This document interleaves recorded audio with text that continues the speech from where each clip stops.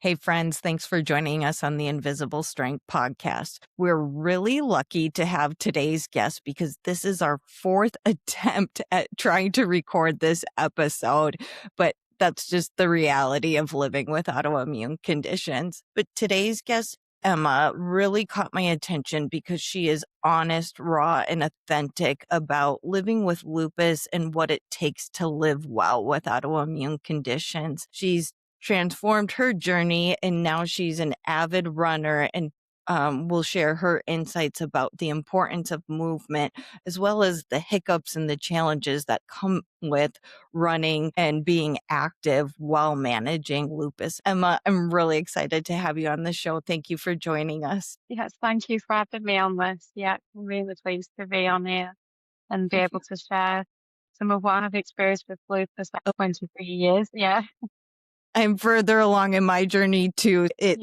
It's a lot of learnings as you go through that many years living with something like this.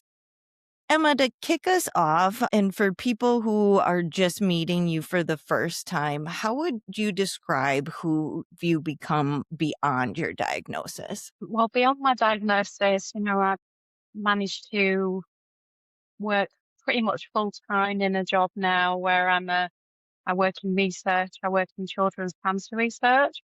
So I'm lucky to have a desk job. So that does really help when you've got a chronic condition. I'm a wife and a mum of two daughters.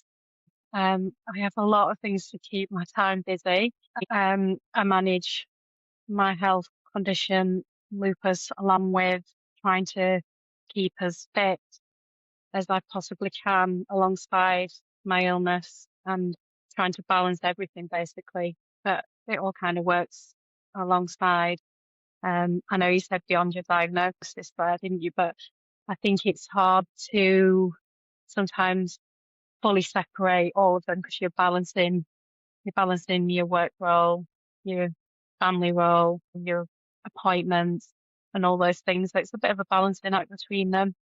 I'd like to think, I very much have my own role, uh, like my place as a person, and not just it's not just all about my chronic condition. I do, you know, have a life where I'm at work and I'm at home with my family and I'm able to do things as well most of the time. Commend you for your work in children's research. That's amazing. But also having a family, and as you said, it is such a balancing act to juggle Mhm, a chronic condition with a career and having a family. I'm mhm. curious if you've had to make any tweaks over the years to help you effectively balance all those areas. Yeah, I think it's all depending on how active my lupus has been at the time. Some of the flare-ups that I have, really bad flare-ups that I've had in the past, I haven't been able to do the work, go to work at those times. But it's funnily enough, two of my very big flare-ups were actually after I'd had my daughters. And luckily I was on maternity leave both times when I was really, really poorly and I had to have different treatment. So it didn't mean that I missed as much work as what I would do. And then back then I also used to work part time. So I did 2.5 days. So yeah, I didn't work as many hours now where I'm in a better remission right now than I have been in some of the time. So I think it's all dependent on how my health is at the time. So yeah, I've had to not work some of the time when I've been ill. Yeah, I've probably not done and again, it comes down to not having an active job as well. I think where you've got to be on your feet all day.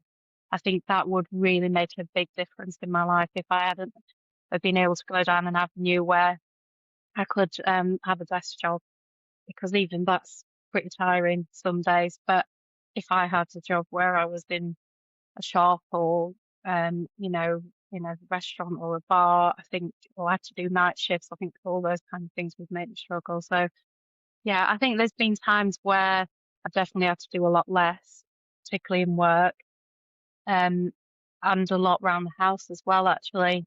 People have, luckily, I come from a family that have really helped me over the years. My parents, they've helped me with the girls, like when the girls were little. And I had big flare-ups then. People would help me in the house. So I've had a lot of support with things like childcare as well. And yeah, it it's just adapting to how my health is at the time. So I'm just working around it basically. As soon as I do get more into a remission, I am a bit of a person who just get back to things quite quickly, probably too quickly sometimes, which then is not always a good thing because it can lead you to be set back. So you've got to make sure it's not taking on too much too soon. Because that has happened in the past. I appreciate you elevating the adapting piece because we can be in challenging situations with symptoms. And Mhm, I was a testament to that, whereas like I was pushing through a 50-hour corporate job and it was just too much for me to handle and I had to take a step back. And I think sometimes you feel like you can be giving up in those moments, but it's like, no, this is just a season of life. For right now, I got to do this to take care of myself. And it doesn't mhm, mean forever you were able to go back full time and mhm. do more. So I appreciate you bringing up the adaptation piece. Absolutely. And there was a time where I think if you'd have said to me maybe about 8 years ago, would I be working 35 hours a week? I would have said absolutely not. But here I am doing that now. So I think, and actually, if you'd have said to me when I was first diagnosed, I really didn't know what life was going to be like. And, I didn't know if I would be able to keep a job or hold a job down. So, but, I've now been able to, I think I've been working 35 hours for probably nearly 5 years. So, yeah, yeah, no, so it's been, I think, like you said, there's times where that I would definitely have thought that would never even be possible. But, and I'm not saying it's easy all the time at all, it isn't, but, you just, I think you've got to listen to your body. And I feel like if that came to a point where that was then too much again, there's ways that I can reduce that. And actually, I think I have done it for quite a while. And just for a lot of different reasons, I am possibly going to be reducing it by just a couple of hours just so that I can have one day off a week. Because it is difficult fitting in lots of appointments and things for the children, and just tiredness levels and trying to keep my fitness up as well. I think, I may be actually changing that again, but more on my own terms than actually to do with a flare up of lupus. So, which feels good that if you make that decision yourself and rather than being forced to do it like I have to add in the past. So, yeah. For sure. So you have lived with lupus for decades now and was diagnosed in your early 20s. Can you share Mhm. with us what that looked like for you in terms of symptoms and getting a diagnosis and then following that, how you managed it? Yeah, so I was at university and I just became super, super tired. All of a sudden, it was a really cold winter. Funnily enough, I'd actually gone on a run back then and I'd never really ran much. And it was a super cold morning and I came back and I've got this really bad pain in my hands, all through my hands and my fingers. And I just thought, "Oh, it's just because I've been on a run." But after that point, yeah, I just was getting pains in my hands, and I was working in a shop holding loads of like hangers, putting hangers up onto the rails, and I just put a lot of the pains down to that. But then I developed this rash on my face, and I went back. I was at a university doctor's, and I went to the doctors, and they sort of said I'd got, I can't remember what it was that said I'd got some kind of rash problem, and they gave me this cream, and I didn't think too much about it, but then the pain, the sort of rash didn't go away, but the pain in my hands were just getting worse, and the tiredness was just, yeah, really, really bad. I was doing a master's degree at university, and I was traveling an hour every day each way, so it's like 2 hours of traveling on a coach to get there. And I was just coming back, and I was just absolutely wiped out.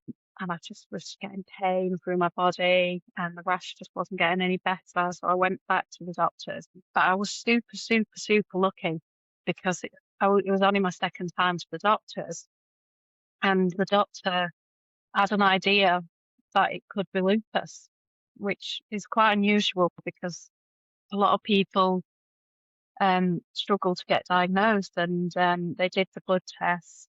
But by that point, I was pretty convinced myself that I had lupus because I literally read everything and it was 100% what I had. And I was like, what else could this be? So then it came back as that I did have lupus, well, showing up in my antibodies in my blood and stuff.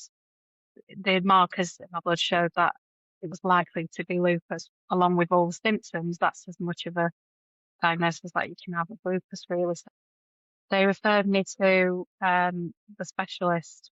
But in that time, so that was in the November, and then I wasn't due to see the specialist till January because it takes a bit of time in the UK. You've got to get all this referral process and um, be on this waiting list and get referred. So there was a couple of months window, but in that time I just got a lot more ill. And because the doctor didn't think at that time, the GP, to really start me on any treatment, I think because he thought I would be just seen at the specialist with the rheumatologist here, he didn't start me on anything. It's just unfortunate that it's just winter. I was just, and I don't think he realised quite how well I was. So I just got, it was just, yeah, a very, very bleak time, that time between getting the diagnosis and actually seeing a specialist who could help me because I was just in unbearable pain. Couldn't really get up out of bed, couldn't wash, I couldn't get in the bath without help in the shower. Luckily, I was living with my now husband, and so he really helped me through it. And couldn't go to university. Well, I think I did a couple of times where I could get a lift there, but even that was absolutely draining. My rash was also really bad, and yeah, I was just, yeah, quite unwell. And then by the time, so I'd stopped eating as well, which is extremely not like me because I actually never go off food. That's probably one of the biggest times I've ever gone off food in my life. And my mouth was completely sore, just couldn't eat, felt sick all the time. So by the time I finally got seen on that appointment, my mum had come with my husband down to where we were living because she was really concerned about me and, wanted to be there. Because I've not been eating, could hardly move. And he sort of took one look at me and was like, yeah, you're not going home today. So I ended up staying in hospital for a week and then just putting me back together a bit, really. Being on steroids, getting the treatment for me, having a skin biopsy just to make sure I think I had it from around this area here, just to make sure it was showing that it was lupus. So yeah, they sort of pieced me back together to be functional, but obviously it was a much longer journey after that to get fully back into a remission because I'd been so unwell. It definitely took a while to get back on my feet. I had probably the worst hair loss I had from any flare-ups that time. So I ended up having, and I was quite young, so it was, um, probably affected me more then because, you know, I was only, 21, so it was like, it was a big thing having your hair that, back then. And so I think after that time, not for a few, I think I sort of was okay for a bit, but then I ended up wearing a wig for a while because the hair loss was quite a lot. So, but so it took a while to get back on my feet, different medications I was sort of trying out as well. But then, yeah, they said to me, well, you can't carry on with this degree that you're doing. And I was just like, no, I'm going to carry on with it because I just wanted to finish it. I sort of said, well, I can take it easy. I can try and get lifts into the uni and stuff. But I was very adamant that I wanted to do it.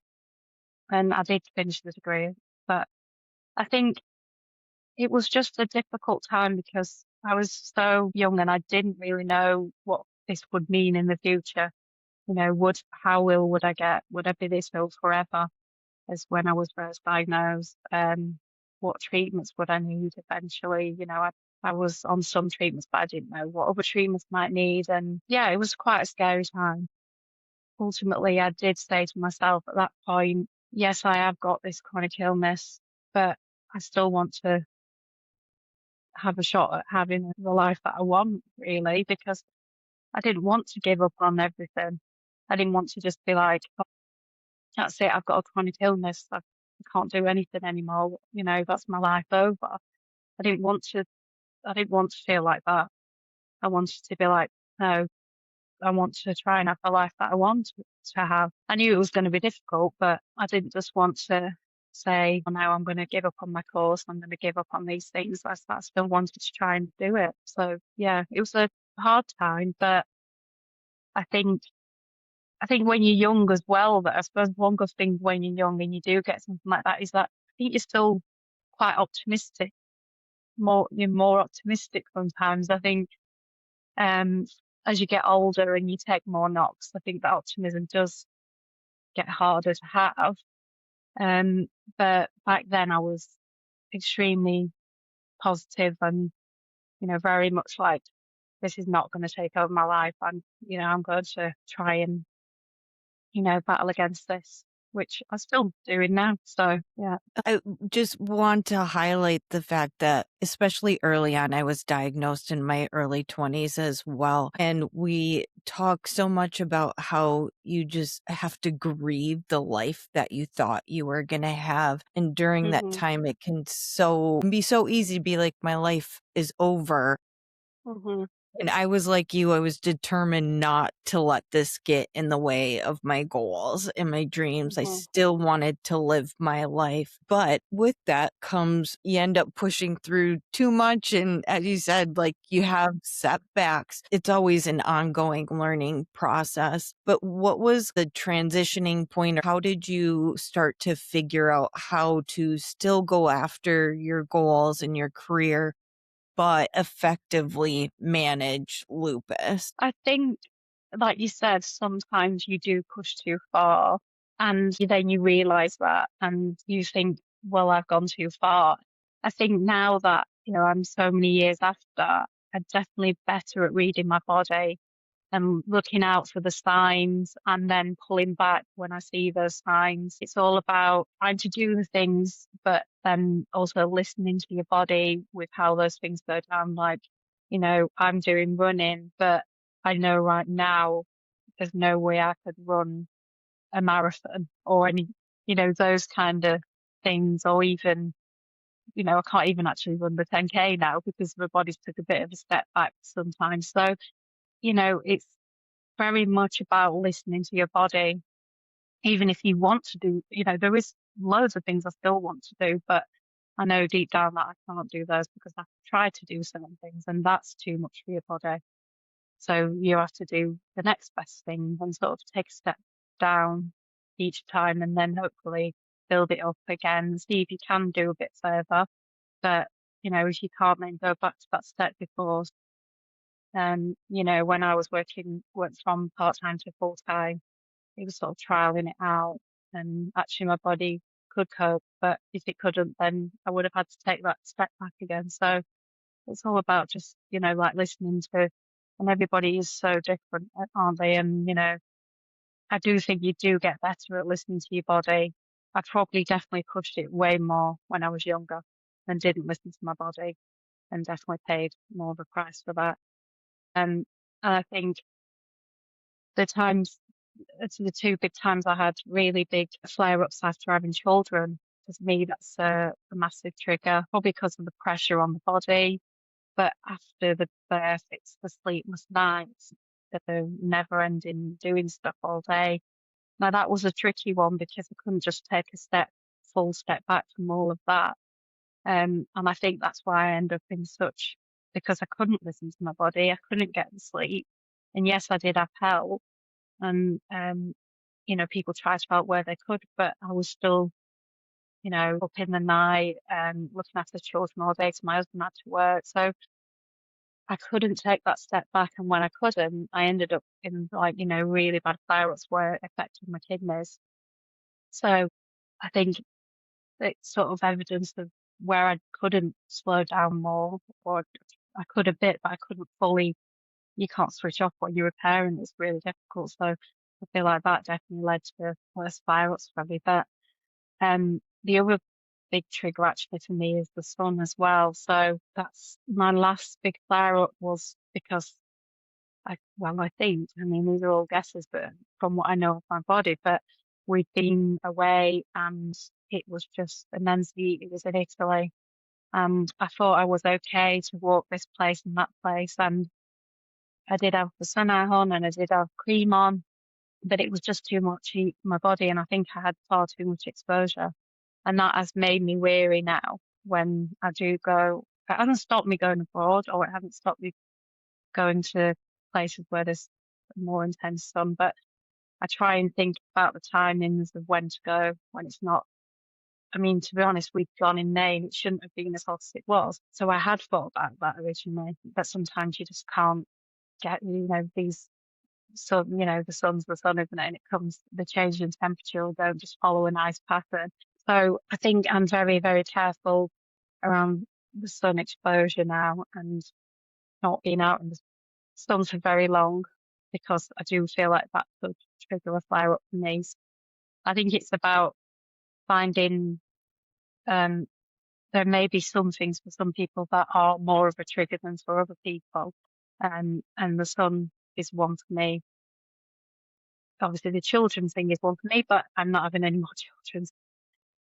So that one I can definitely be okay with now. So that's not going to trigger me. But the sun is definitely something I have to be careful about, which can be frustrating when people are like, "Oh, let's go for this walk or let's do that." And we love walking and being outdoors. So it's just balancing that um, with making sure you protect it.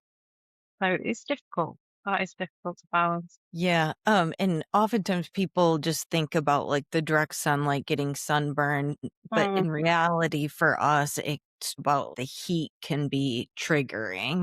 yes, yes. You mentioned, and I very much relate to this. I love being outdoors and going for walks. Can you take us through how you got into running and how you balance all that with your symptoms? And then you mentioned you haven't been running lately. We talk often about listening to our body, but specifically for you, how do you know when it's too much and that you shouldn't push through? Yeah, it's tricky. I basically got into I did running before.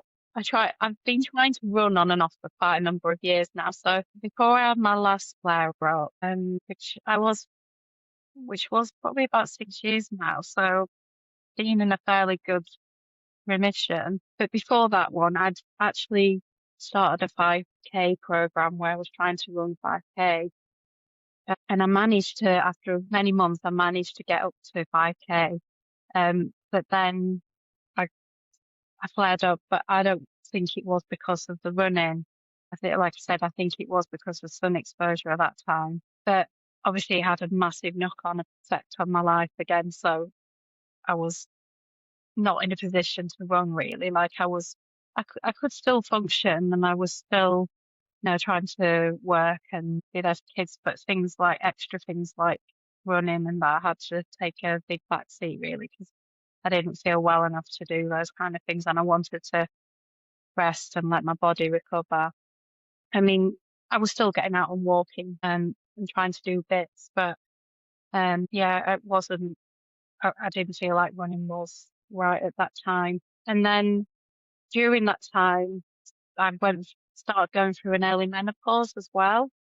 And so I started off an HRT. I was in a remission and I was having HRT and I just felt like I was starting to just feel so like I was in a remission, but I still felt really rubbish in myself. And I couldn't sort of understand why. And I think it was down to the hormones. But I just felt really unfit. And, I do have a little bit of extra weight and I just felt really unfit. And I was like, I'm going to be 45 next, and obviously I've got kids, and I just feel like, oh, if I carry on feeling this unfit, am I going to be here for the girls when they're older? You know, lots of people around me started having other health conditions like liver problems and, um, you know, um, heart attacks, things like that, and strokes. And then I was like, when you have lupus and you have a chronic condition or chronic conditions, you always feel like you're facing a mountain sometimes, in the fact that you're already on all these drugs that, I still take, although I'm in a remission, I still take lots of different drugs to help keep me in a remission. And I've had lots of different drugs in the past, all of which can have side effects like cancer and really serious illnesses. There's all that in the back of your mind. And you're always thinking, well, people I know who haven't got chronic illnesses are getting all these conditions. What if that's going to be me? So I just felt like I needed to do something for my fitness, and just, even if I just try and improve it, just any improvement would be beneficial. That's why I got back into running, because when I haven't done it in the past, I really enjoy.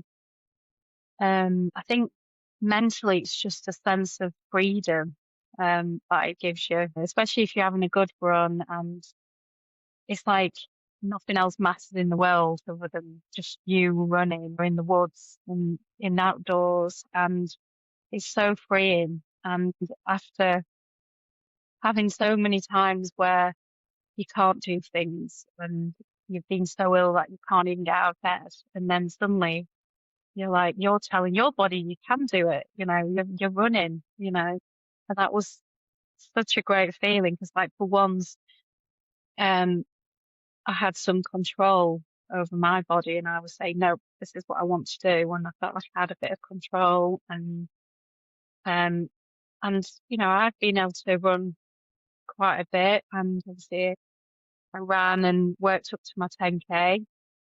I think since the 10K, things have been a bit tougher because it went into winter. I'm not sure if everyone with lupus feels this, but I do struggle over winter more. It's crazy because I think I struggle in the summer because of the heat, but I feel like that's a bit more uplifting, and I can sort of hide from the sun a bit and still have a nice time. In the winter, there's no sort of hiding from all the viruses out there, and because I'm on immunosuppressants, I just feel like I just pick up everything. So it just feels like you're swapping one illness for another illness, which obviously has an impact on your body. So I feel like I have sort of over winter just tried to listen to my body and not push too much. I've still been running, but I don't think I've been going out as much. But I've still at least done one run a week. But the problem, if you don't do a few runs a week, more than one, then your stamina for running doesn't get any better. So then it makes running harder. So it's a bit of catch-22 really, because trying to get back out there more. Yeah, I've just had a few niggles the last sort of few weeks, and actually can't quite put my finger on it, whether it's lupus, whether there's something else a bit going on, whether it's just a virus I picked up. But there's just been the little niggles there, the tiredness. I get a very strange lower back pain. I'm not sure what that is, but when I get this lower back pain, it usually means my body's not 100% for some reason. Generally, when I've got a virus, um, again, it comes down to when you've lived with something so long, and when you know your body a bit more, you can pick up all these little things like the back pain. You know, there's sometimes signs that could be starting to flare up, but it could be just something completely different. So I'm just kind of in a phase at the minute where I'm just trying to get out there, but also just balancing it with looking after myself. And like last week, I feel like I was retaining water, and I went out for a run, and my legs were just solid, and I was like, this doesn't feel right. And I was like, no. And I actually did come home. I just ended up walking back round the block and coming home, because I couldn't physically move my legs very well, and I was like, this isn't right. So I came home and didn't run. But I then went out on Sunday and did a run and I was okay. So it's not letting, it's hard not to let things put you off sometimes as well, isn't it? Because like last week and I couldn't run, I was like, "Oh, maybe I'm doing too much. Am I pushing my body too much?" So then I went out on Sunday with the feeling of, well, let's just give it a try. And if it feels too much again, then maybe you are. But I went out and it's fine. So I think you can't always fully put you off because if, there's been a few times over the last few months where I could just go, that's it. I'm going to stop running. But I really don't want to do that. So very much just keeping a track on what's going on in my body and making sure there's no major lupus signs, like I haven't had any rashes. Joint pain's been okay, just a few little niggles, but it's been okay. So, and obviously been attending my appointments, make sure my bloods are okay. So I think it's just super keeping a close eye on it, making sure when I do have some time to rest, taking that time to rest as well. Um, and keeping stress down as well. Actually, that's also a very big trigger. Trying not to get stressed about things. You bring up several really good points. The unpredictability of these conditions can be some of the hardest things to work through just because you do have to take it day by day. But you're really able to do that by listening to your body, and you're still willing to try, but recognizing that even if you do try and it doesn't work out, so be it. Like, you just staying present in the moment. I think that was one of the hardest lessons for me to learn. Is earlier you're talking about, oh, you get worried about side effects like cancer from these medications, but you can't control that. And I think you're a phenomenal example of staying in the here and now and just focusing on what you can do. And if that's rest and recovery, that's great. I mean, it takes many years to get to the point where, yes, you accept that and you're able to really lean into what you actually need. So props to you for navigating all that. Emma, I want to ask, what does invisible strength mean to you? I think it just means, for me personally, it's about just be willing to try things for you and not be afraid to try those things and to keep going back and trying those things as well. Like having that strength to go back to something. Like I'm not a good runner. I'm really not really. But there's something for me that I enjoy in running. So I want to try and do it, having the strength to go back to it, even though I'm not that great at it, but want to go back and try it again because for me, mentally, it has a great benefit and hopefully physically as well, because, it's good for my heart and all those organs that benefit from running. So I think it's just being able to have the strength and perseverance to keep trying things and pushing your boundaries a bit as well, really. So it's really easy to stay in your safe zone sometimes, isn't it? You do have to stay in your safe zone to a certain point, like with things like the sun and trying not to get too much stress. But you've also got to live and try and do some things that you want to do. So for me, I think that's the strength, that perseverance and keeping going is like sort of invisible to everybody else around you, especially when it's there isn't when you have a chronic illness, unless you have someone with a chronic illness to talk to. It's quite a lonely world in the fact that no one understands really what you're going through. I find it quite difficult to talk to people about because they don't really understand. And because I am normal, what they see as normal quite a lot of the time, then they just expect me to be healthy and normal, even though I'm not. That's just kind of what's expected. So it's that strength to just be, yeah, live in a world where you're not with chronic illness people all the time. You live in a world where everyone's got their health generally. So, and it's navigating that. That's also quite a physical strength. I think that people don't realize how difficult that is sometimes. Because you don't want to be the person that's always ill. You don't want to be that person that goes, when someone asks you, I've got so used to, if someone asks you if you're how do you feel today? Oh yeah, I'm fine. Because you can't, there's been so many times when I've been very ill in the past and stuff. You don't want to be that person that goes, oh no, I'm ill every day. You know, I don't feel well every day. That's a difficult person to be for other people. They're just like, oh, she's always complaining. Why is she always ill? So I think um, I just got into a pattern of not really saying how I feel because it's easier to be a realist sometimes. So that's I think strength that you find when when you've got a chronic illness. Beautifully said. I relate to so much of what you're saying. For someone earlier on in their journey, what is one thing they should think about that you had to learn later on in your journey? It's a difficult one, isn't it? Because everyone's going to have such a different journey. But yeah, I think at the time everyone was very much like, "Oh, you must do this, you must do that." That's really difficult because the doctors were saying, "Oh, you should quit your course," and I've got my parents that were all concerned. Um, I had to do what was right for me and choose what I wanted to do.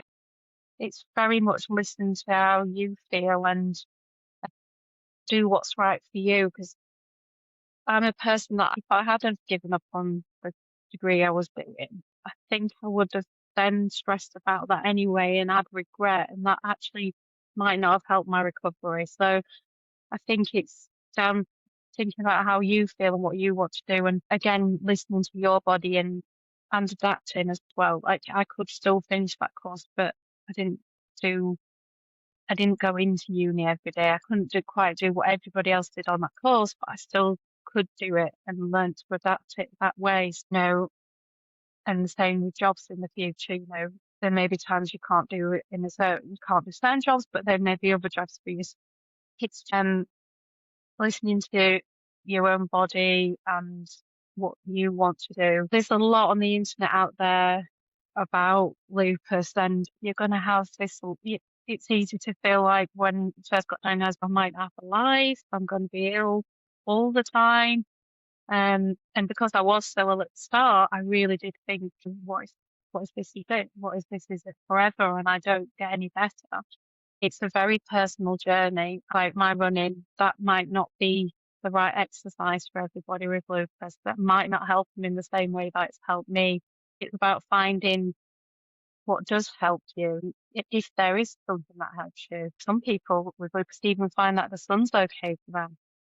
And that's not my experience. It is so individual, and you've really got to find what works for you. I love and appreciate that so much and laugh about all the information on the internet because Yeah. there is from every direction you're getting told what to do and how to best manage this. And you bring up a Yeah. very important point of that we are all different. And these diseases react differently within each of Yeah. us. Being open and listening to your body, there's a path, but it could very well look different than a lot of other people's paths, but doing what works for you is probably the best way forward. So thank you for bringing that up. Yeah. It's good to try things though, but just it might not work for you. So you've just got to try these things, haven't you? But We got to keep an open mind. yeah. Emma, you are an absolute joy to talk to today. Thank you for being so open and honest with us about the trials and tribulations and the hope and inspiration that can come from journeys like yours. Really appreciate you being here. Thank you. Thank you for having me. To our community, make sure you check out invigorateyourjourney.com. We have resources, support groups, and coaching if you're looking for more support through your journey. We're here for you in any way, shape, or form that we possibly can because these journeys aren't easy. It's easier when you have a group of people who understand firsthand what you're going through. Until next time, take care. Thanks. Peace.